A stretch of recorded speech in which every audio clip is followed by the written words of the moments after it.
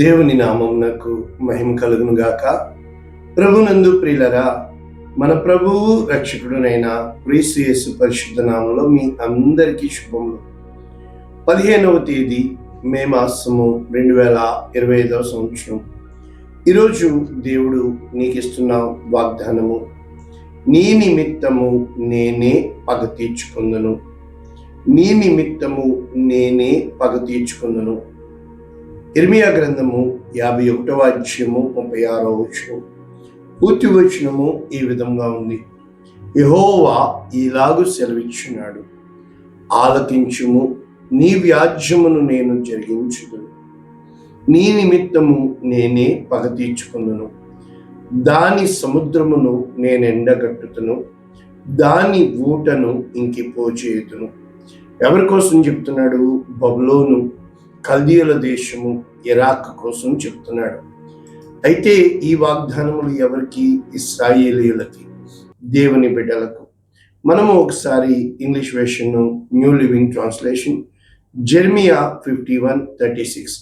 This is what the lord says to Jerusalem. యెరూషలేమునకు ప్రభువు ఇలాగు సెలవిచ్చున్నాడు, I will be your lawyer to plead your case. నేను నీకు లాయర్, వాదించుదను అని ఉంది కదా. అడ్వకేట్, ఆయన మన పక్షమున మధ్యవర్తి, అదే విధముగా ఆయన మనకి ఉత్తరవాది, ఆయన మన పక్షమున తీర్పు తీర్చేవాడుగా, ఆయన మన పక్షమున నిలబడేవాడుగా, ఆయన మన చేయి పట్టి ఆదరించేవాడుగా, ధైర్యం చెప్పి భుజము తట్టి వెన్ను తట్టి నడిపించేవాడిగా ఉన్నాడు.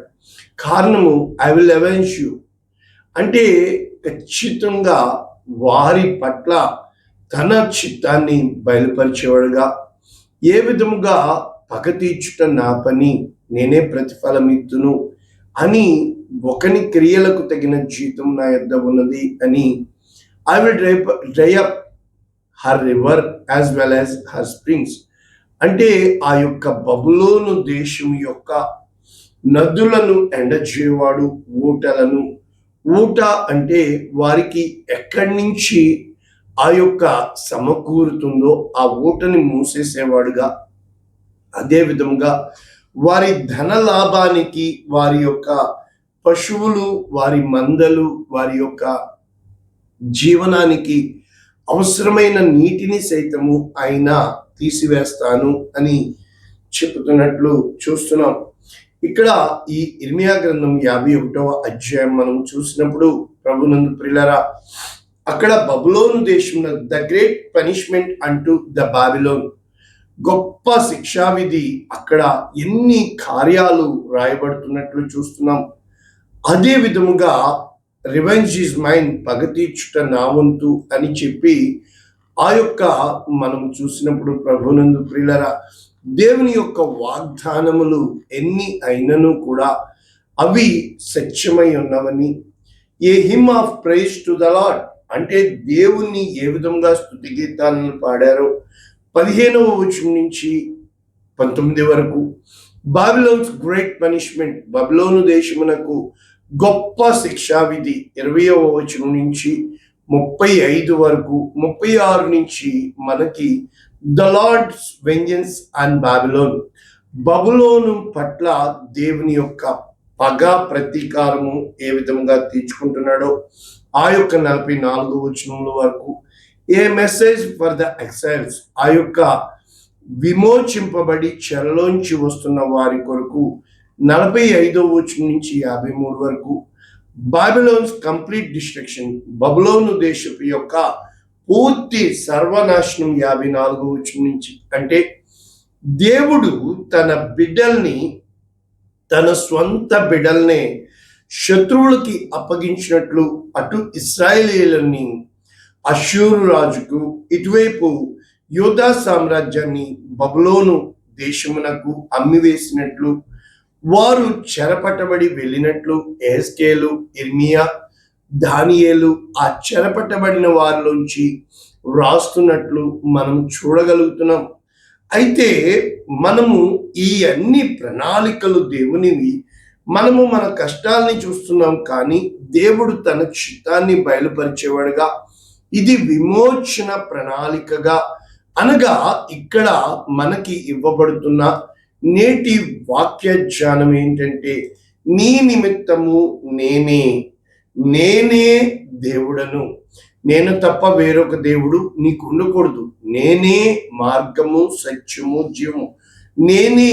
ఎప్పుడైతే దేవుడిగా నీవు కలిగి ఉంటావో, దేవుని చిత్తాన్ని ఆ యొక్క ప్రతి నీవు వేస్తున్న అడుగు జాడల్లో గ్రహించగలిగి గుర్తించగలిగే విధముగా ఉంటుందో, దేవుని మీద నేను ఆశ పెట్టుకుని ఉంటామో, దేవుని చిత్తము కొరకు ఎదురు చూస్తూ ఉంటామో, దేవుని కృపా కార్యముల కొరకు మనము ఆశ పెట్టుకుని ఆయన చిత్తంలో ఒక యోసేపు కథ కావచ్చు.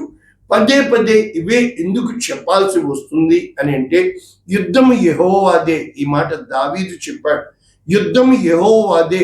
గొల్యాతు, ఈ లోకము ఎప్పుడు గొల్యాతులను తీసుకుని వస్తూ ఉంటుంది, దేవుడు ఎప్పుడు దావీదులను పంపిస్తూ ఉంటాడు.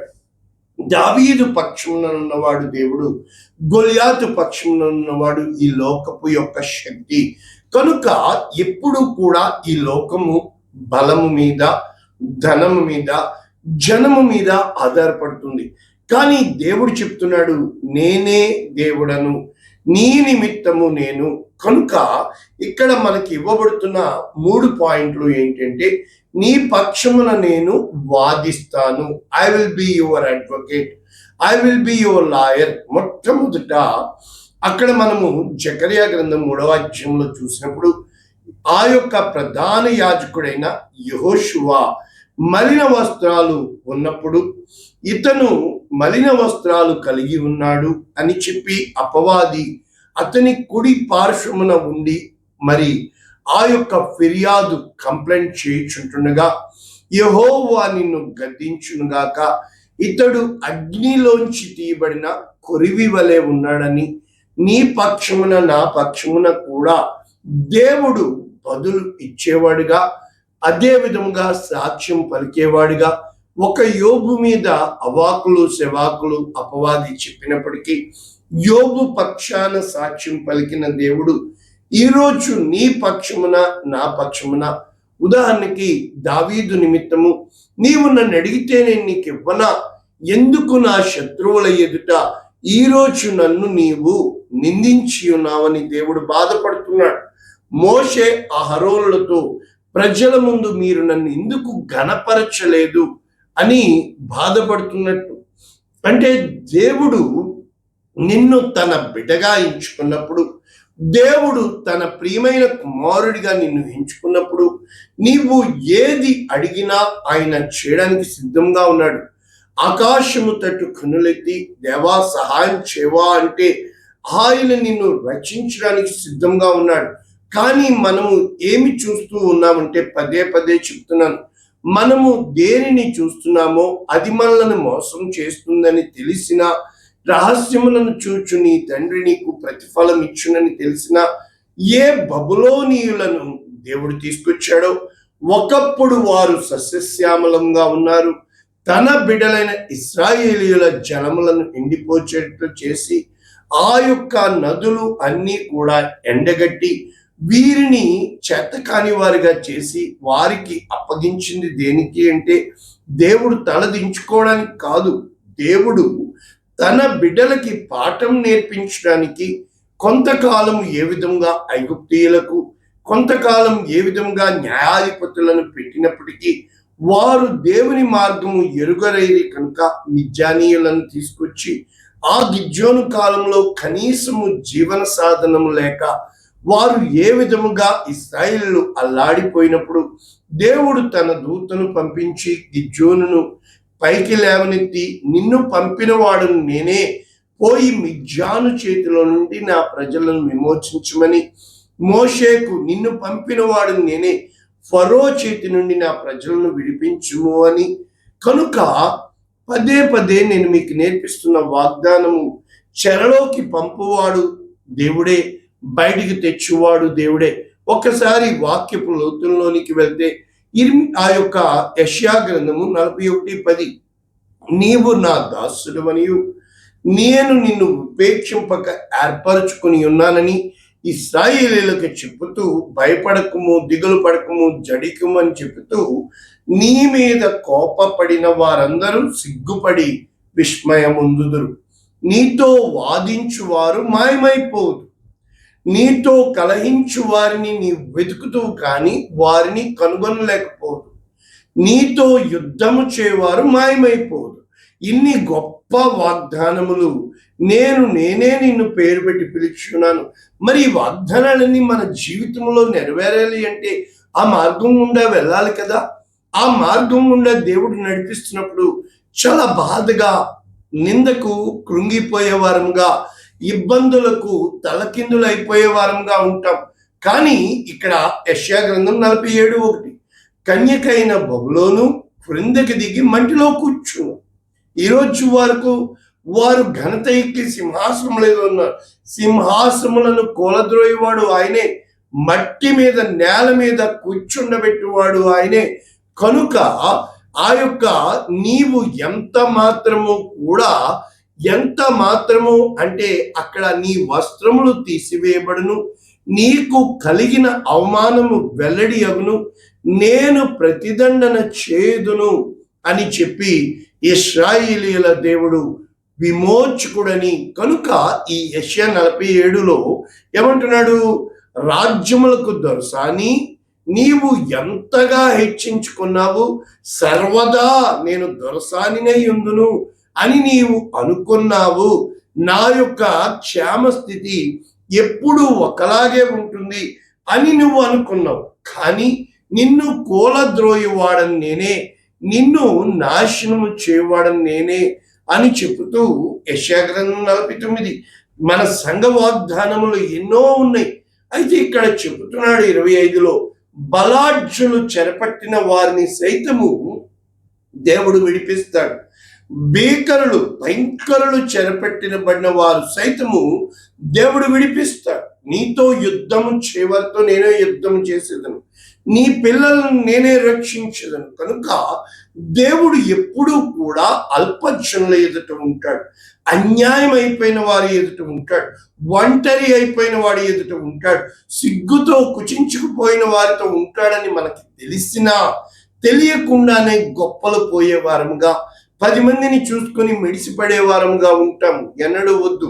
ఆ 10 మందిని పంపిన వాడు దేవుడే అని, ఆ 10 మందిని వేసేవాడు కూడా దేవుడే అని, ఆయన చేర్చువాడు ఆయనే, చెంత చేర్చుకునేవాడు అదే విధముగా ఆయన సమస్తము గాయము చేయవాడు, గాయము కట్టువాడని, స్వస్థపరిచేవాడు, రోగము కలుగ చేయవాడని ఎప్పుడైతే నేను నమ్ముతావో, ఈ యెషయా 49:26, యెహోవానైన నేనే నీకు రక్షణ అనియు, రక్షకుడు, ఈజ్ అవర్ సాల్వేషన్, ఆయనే. అందుకే యేసుక్రీస్తు మెస్సియా, యాకోబు బలవంతుడు నీ విమోచకుడని మనుష్యులందరూ ఎరుగునట్లు ఈ కార్యం జరుగుతుంది. ఎప్పుడూ కూడా మన స్థితిని మనం చూస్తూ ఉంటాం, కానీ ఈ సాక్ష్యం ప్రజలందరూ చూస్తారు. నిన్ను బాధపరచు వారికి తమ స్వమాంసమును తినిపించుదును. కనుక ప్రభునందు ప్రియులారా, ఇవే వాక్యాలు యెషయా గ్రంథం 51:22 మనం చూసినప్పుడు, నీ ప్రభువు యెహోవా తన జనుల నిమిత్తము వ్యాజ్యమాడు. నీది వ్యాజ్యము అన్న మరుక్షణము లాయర్, వాదించువాడు, నీ పక్షమున నిలబడేవాడు, నీ కోసము ఆయన తప్పిస్తున్నాడు. ఆయన నీ పట్ల శ్రద్ధ కలిగి ఉన్నాడు, నీ పట్ల నీ చెయ్యి పట్టుకుని ఆయన నీ నిమిత్తము ఇతను నేను ఏర్పరచుకున్నాను, నా కుమారుడు, మీరెవరు నిందించడానికి అని చెప్పి ఏమంటాడంటే, తూలి పడజేయు పాత్రను, క్రోధ పాత్రను అప్పటి వరకు నీ చేతిలో ఉంటుంది.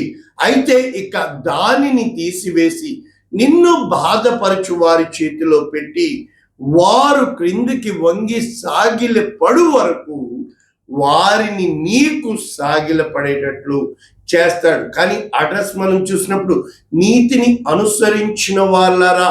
కనుక మనము రోమీలకు రాసిన పత్రిక 12వ అధ్యాయంలో స్పష్టంగా ప్రార్థనలో పట్టుదల కలిగి ఉండుడి, సజీవ యాగముగా మీ శరీరములను సమర్పించుడి అని చెప్పబడుతూ 19లో, మీకు మీరే పగ తీర్చుకొనక దేవుని ఉగ్రతకు చోటీయుడి, పగ తీర్చుట నా పని, నేనే ప్రతిఫలమిస్తాను అని ప్రభువు చెప్పుచున్నాడు కదా. ఎప్పుడైతే ఒక చెంప మీద కొడతాడో మనము, ప్రభువా నన్ను కొట్టాడు అని నువ్వు చిన్న కన్నీరు కార్చావనుకో, దేవుడు వంశాన్నే లేపేస్తాడు. కానీ అందరూ మనల్ని చూస్తున్నారు కదా, వాడు 4 కొడితే ఒకటైనా కొట్టినా అని ఈ లోకము ఎప్పుడూ కూడా నీ పగ ప్రతీకారాలని పెంచేదిగా ఉంది. కానీ దేవుడు ఎప్పుడూ కూడా నీ పక్షాన యుద్ధము చేయాలని, నిన్ను కొట్టిన వాడిని అనగా యేసు ప్రభువు తన కనుగుడ్డును ముట్టిన వాడితో సమానమని, నిన్ను ముట్టిన వాడు ఎంత మాత్రము కూడా నిలబడ నేరడని ఒక ఎస్తేరు కథలో మనం చూసినప్పుడు, ఆ యొక్క ఏ విధముగా మొర్దెకై నేను సాగిల పడను అని చెప్పినప్పుడు, ఆ యొక్క హామాను ఇతన్ని ఉరి తీయడానికి చూసినప్పుడు దేవుడు ఏ విధముగా కార్యం చేశాడో ఒక ఎస్తేరు గ్రంథంలో మనం చూడగలుగుతున్నాం. కనుక ఆ దావీదు పక్షమున దేవుడు ఏ విధంగా నిలబడ్డాడో మనము దావీదు జీవితాన్ని చూడగలుగుతున్నాం. ఒక యోసేపు పక్షమున ఏ విధముగా పగ తీర్చుకున్నాడో, ప్రతిఫలం ఇచ్చాడో. కనుక నీవు నేను ఎంత మాత్రము కూడా ఆ పగ ప్రతీకారం వల్ల మన అంతరంగము పాడైపోతుంది. మన అంతరంగంలో ఎంత మాత్రము కూడా పరిశుద్ధాత్ముడు ఉండడు. ఇక్కడ హెబ్రీయులకు రాసిన పత్రిక 10వ అధ్యాయం 29వ వచనం, దేవుని కుమారుని పాదములతో తొక్కి తాను పరిశుద్ధ పరచబడుటకు సాధనమైన నిబంధన రక్తము అపవిత్రమైనదిగా ఎంచి కృపకు మూలమగు ఆత్మను, ద స్పిరిట్ ఆఫ్ గ్రేస్, చూసారా, కృపకు మూలమగు ఆత్మను తిరస్కరించిన వాడు ఎంత ఎక్కువైన దండనకు పాత్రుడని ఎంచబడునని మీకు తోచును. అంటే ఇక్కడ 3 పాయింట్స్ మనకి ఇవ్వబడుతుంది. ఒకటి, దేవుని కుమారుని పాదములతో త్రొక్కి పరిశుద్ధపరచబట్టుకు సాధనమైన యేసు రక్తమును, నిబంధన రక్తమును అపవిత్రముగా ఎంచి కృపకు ఆధారమైన ఆత్మను తిరస్కరించువారు.